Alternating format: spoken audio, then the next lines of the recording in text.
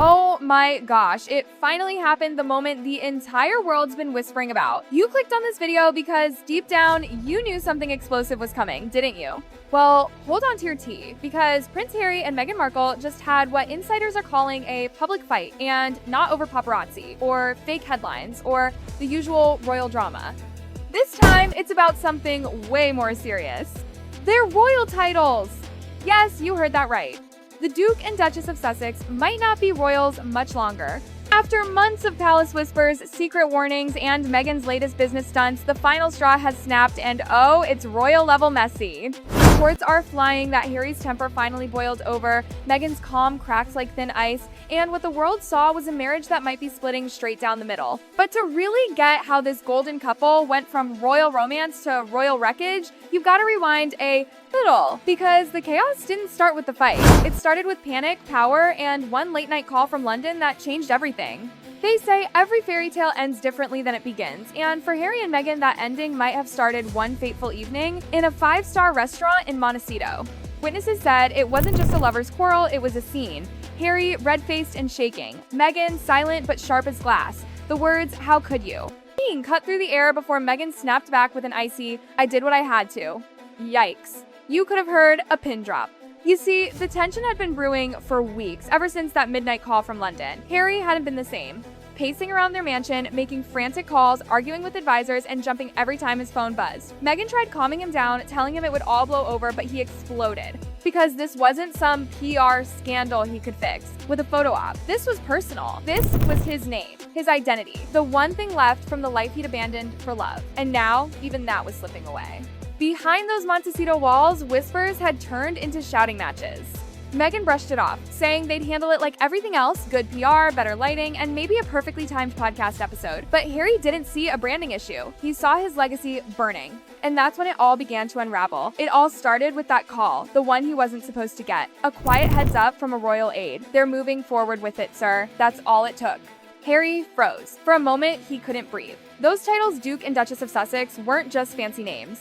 They were the last thread tying him to a world that, no matter how cold, was still his home. He didn't wait for the official statement. He didn't even tell Meghan. He just packed a bag, called his pilot, and flew to London before dawn. Because this wasn't about status anymore. It was about survival. Across the ocean, Buckingham Palace was changing fast. King Charles's health had quietly declined, and Prince William, the once adoring big brother, had stepped fully into power.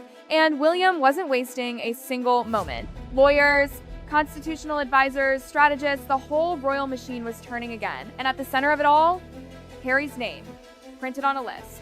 By the time his plane touched down at Heathrow, his hands were shaking. He'd gone from soldier to son to outcast, and now possibly nothing at all. And the worst part? He knew Meghan had made things worse, because while he was fighting to protect their royal link, Meghan was building her empire.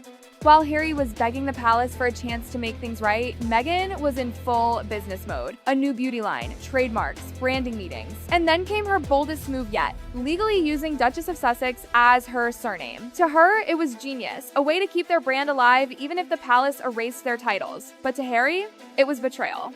When he came home from London, exhausted and defeated, he found her on a Zoom call, not about the palace, not about what had happened, but about lipstick packaging. Launch dates, marketing rollouts, that's when it happened. Harry snapped. "Do you realize what you've done?" he shouted. Meghan didn't even flinch. Calmly, she said, "I did what you wouldn't. I protected us."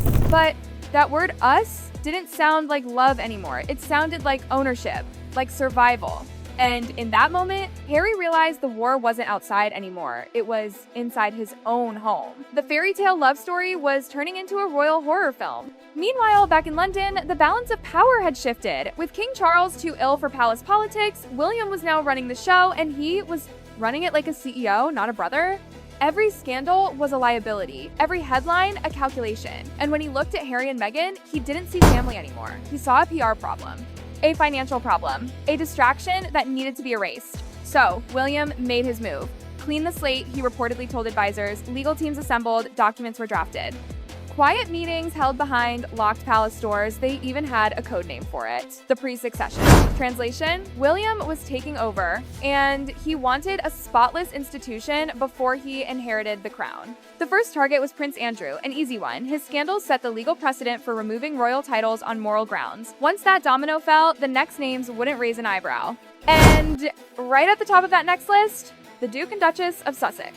While Harry was losing sleep in Montecito, William was signing off strategies in Buckingham. This wasn't revenge, it was surgery. Cold, precise, and deliberate. As palace lawyers drew up the paperwork, Meghan was already 3 steps ahead, at least she thought she was.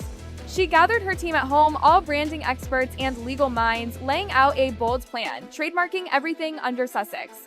Even more shocking, she began registering Duchess of Sussex not as a title, but as a surname. Meaning even if the palace stripped her of royal status, she could still appear in media, sign brand deals, and sell products as Meghan, Duchess of Sussex. To her, it wasn't rebellion, it was strategy. But to the palace, it was war. William's legal team acted fast, filing motions to block any commercial use of royal titles. It was the Queen's old rule coming back to life: you cannot profit from the crown. And this time, William intended to enforce it. Then came the meeting, the one that would change everything. Charles was tucked away in Windsor, too tired to mediate another family meltdown. William and Harry met privately in a side room. No press, no cameras, just years of resentment hanging in the air. Harry came ready to apologize. He admitted the interviews, the Netflix doc, even spared all went too far. He wanted to make peace, but William wasn't there for words.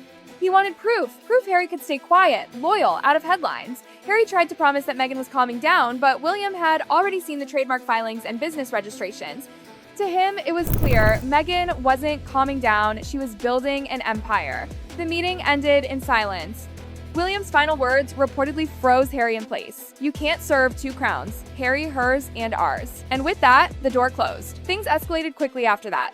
Remember Meghan's famous Diana watch, the one she always flaunted?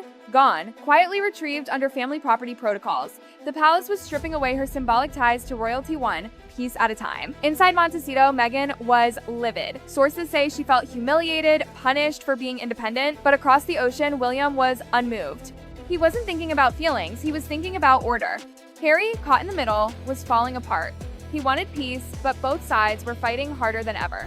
And the woman he once swore to protect had now become the reason the palace had justification to erase him completely. If William actually signs those papers, the Duke and Duchess of Sussex will vanish overnight. Their royal profiles gone from the official site with a quiet click. Harry becomes Henry, Charles, Albert, David, Mountbatten, Windsor. Meghan becomes Mrs. Mountbatten, Windsor. Even Archie and Lilibet lose their little prince and princess titles. And when that happens, their brand, the foundation of every deal, every Netflix show, every book, collapses.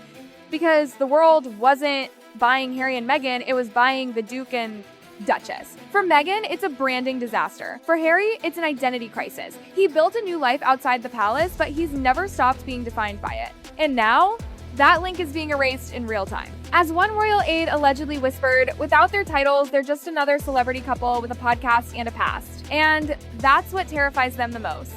As morning breaks over Buckingham Palace, a new line quietly appears on the royal website: the Duke and Duchess of Sussex are no more. No announcement, no ceremony, just the quiet eraser of history. Across the Atlantic, Meghan refreshes her phone, disbelief spreading across her face. For years, she built a brand around that title, and now it's gone like it never existed. Harry, meanwhile, sits in silence, haunted by his brother's words and the chilling realization that the dynasty has moved on without him. Because make no mistake, this isn't just an ending, it's the start of a new royal age. William's purge has reshaped the monarchy into something colder, sharper, but undeniably stronger. The age of indulgence is over. The age of accountability has begun. And as the morning sun spills golden light over Buckingham Palace, one truth stands tall: the crown survived. But the family didn't. Power doesn't whisper, it reigns. And William, with calm eyes and ice in his veins, just proved he's not waiting for the throne. He's already wearing it.